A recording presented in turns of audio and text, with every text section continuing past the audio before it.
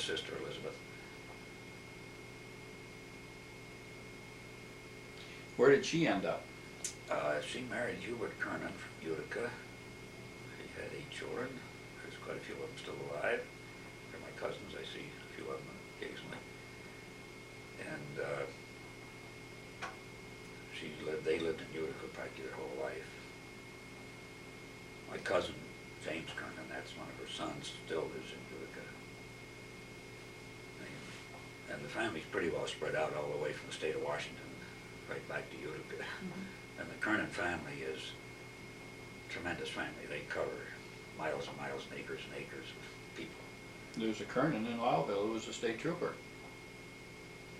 Is that K-I-E-R or K-E-R? There's 2 different spellings on it. Couldn't say for sure. K-E-R-N-A-N is a Kernan in Utica. Well, there was Frank Kernan and John. One of them was an assemblyman or a state senator, and they were lawyers. And they really had a lot of the history of Utica and the Kernan family. They got a lot of it. A lot of it. So, So you say your father inherited the hall from Casimir's widow? James's from widow. James's widow. Oh, from James's widow. James's widow, yeah. I made a mistake on that. Getting ahead of myself here. From James, and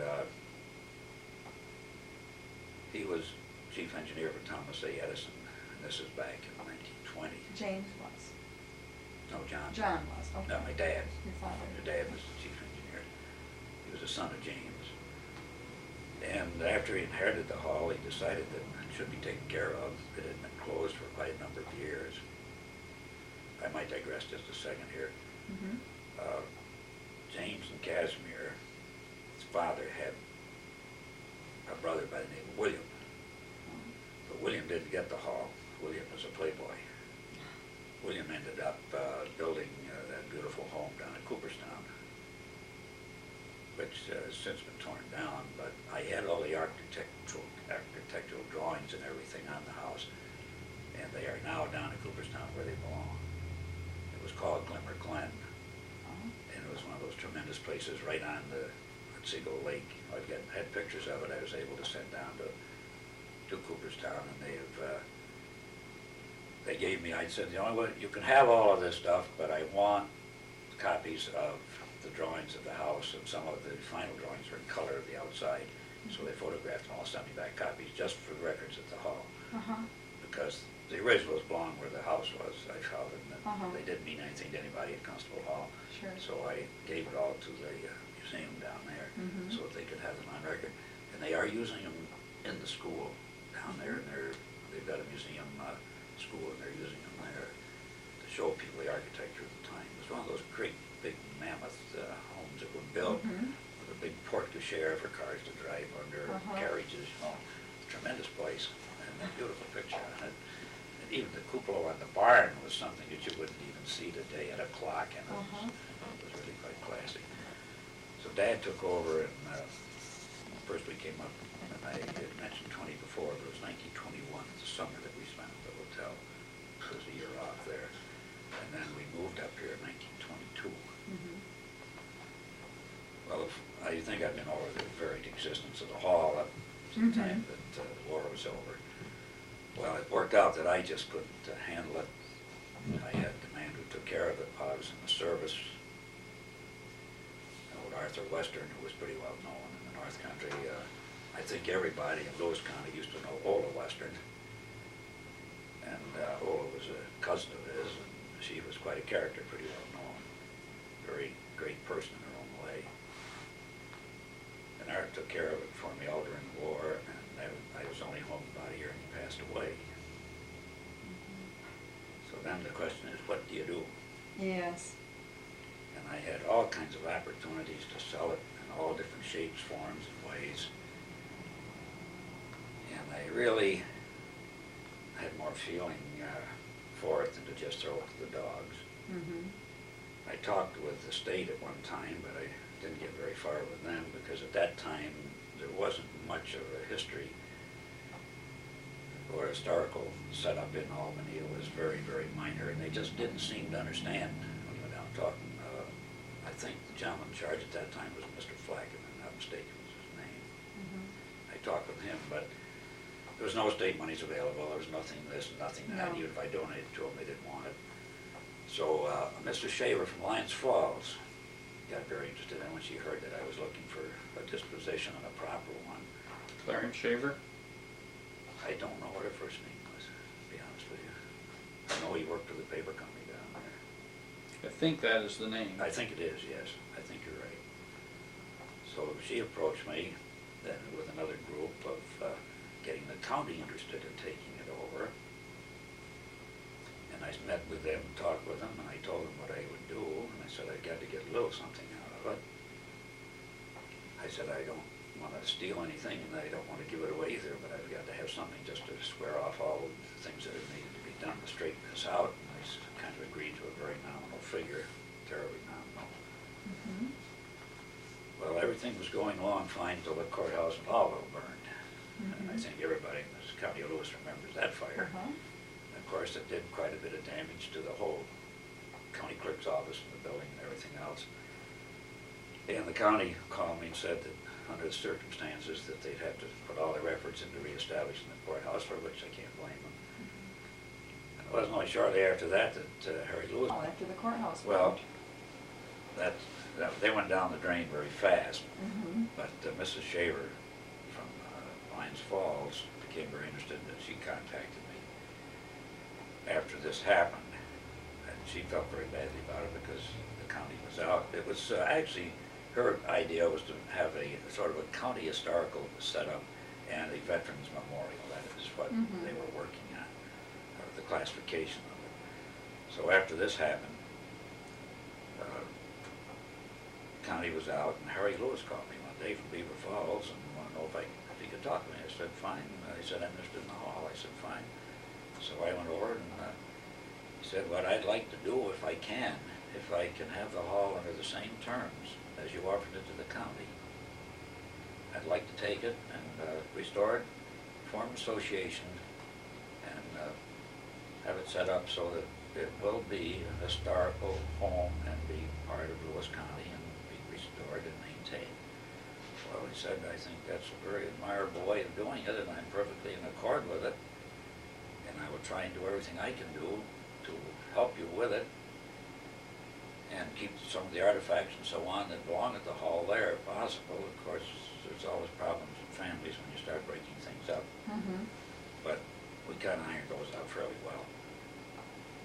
So that is the way it got started. So we signed all the papers very shortly, and things started, and they were about 2 years in restoring it. And I will say one thing, they spent an awful lot of time setting it up. The only thing that I regret today is that we didn't have the expertise and the know-how of how to set up historic homes that we have today. They felt they were doing a fine job. I think for the period of time in which they were working, they did. But today, I think it would have been done a little different because, and I look at it from hindsight, which is always better than foresight. Sure. The Constable Hall shows the 5 to 6 generations actually that lived there. What Generation 1 put in, Generation 2 didn't think much of, so they put in the things that they liked, and there was a constant upheaval and change of interior decorations and things. And in the restoration, they tried to bring too much of it back to the very early days, which actually it didn't represent. It represented the generations that lived there. And people asked me, well, where was the bathroom today? And I said, well, there was one.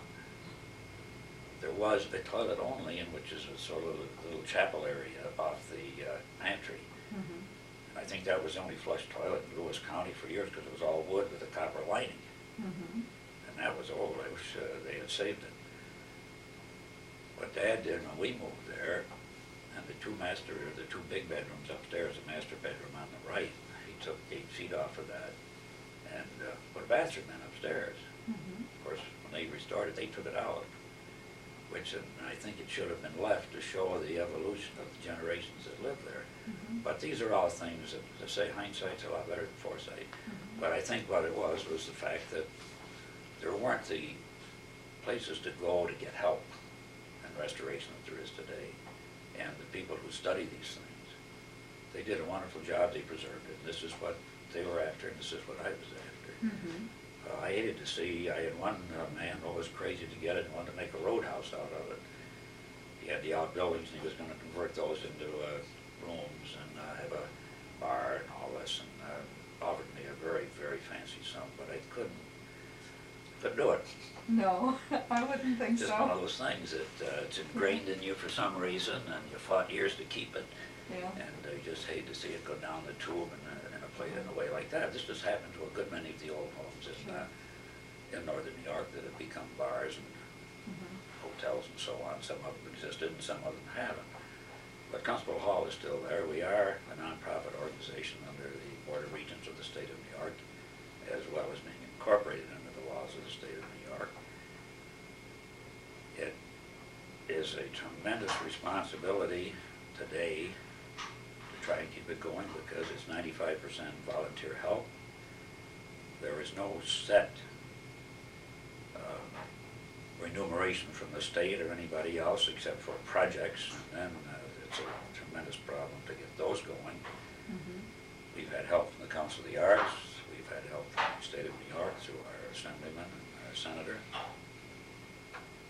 But the thing that bothers me the most is the future, because all of us who are so terribly interested are going along in years, and I think the average age of most of our help is in this above 65. Uh-huh. We have a good group of younger people, but they have so many family responsibilities today that they cannot devote the time. And I feel that eventually we're going to have to preserve these places, get an operating grant that comes every year so that you know that you have enough to start with. And I want to give someone a lot of credit, and that's Mr. DeWitt Lefevre of Beaver Falls. It's Mr. DeWitt Lefevre from Beaver Falls, because he had a lot of interest in the hall, spent a lot of time with us. And a few years ago he said, one thing we should have is an endowment fund. Mm-hmm. I said, DeWitt, I go along with you 100% with Perry Williams, who everybody knows in Lewis County, because he's a lawyer. Perry and DeWitt got together, a few others, and they set up an endowment fund, strictly voluntary contributions. We made one stipulation, I was on the board, that when this was formed, that we would not spend any capital, that this would be formed, and only the interest could be spent once we reached $100,000. Mm-hmm. We reached $100,000 a year ago. Mm-hmm. And to date, we have been fortunate that we haven't even had to spend any of the interest that's been accumulating because we keep plowing it back, because we'd like to see an endowment fund heavy enough so that all these volunteers don't have to just tear themselves apart to maintain operating expenses, because it's a hard thing to figure. People say, oh, this is beautiful, but they forget the amount of work that goes into it, Well, the there's amount a of lot. maintenance there is in the hall. And when you're running an organization, and we're small, we're not like the Metropolitan or any of these No. tremendous places that have tremendous backing, but your average cost around in a year, you can figure that you're under $35,000, $40,000 a year between maintenance and salaries and things. And to say our salaries are very minor. Some of the people, I wonder how they work for us, but it's dedication more than money that they are after. I mean, the stipends are not that great. Well, the interest on $100,000 doesn't pay $35,000 or $40,000. No, it doesn't. So we depend. We have a tremendous group working on memberships, and this is what really supports us. And our arts and crafts show we have every year. Of course, along with some things I just mentioned, the one thing that I still kind of feel sorry about is that there was a beautiful stable where they kept their horses and their carriages. On the right side of it, it was on the driveway just before you came to the hall. It was a little house that was known as the laundry, the coachman's house. On the left side was a granary and a nice house. Mm-hmm. And they were not in what I call really bad condition. But for some reason they were torn down, Mm-hmm. which was too bad because it would have give you an overall picture of the way they lived. Mm-hmm. Now, this carriage house, the horse stalls are in the back, and in the, as you walked in, it had a total hardwood floor finished.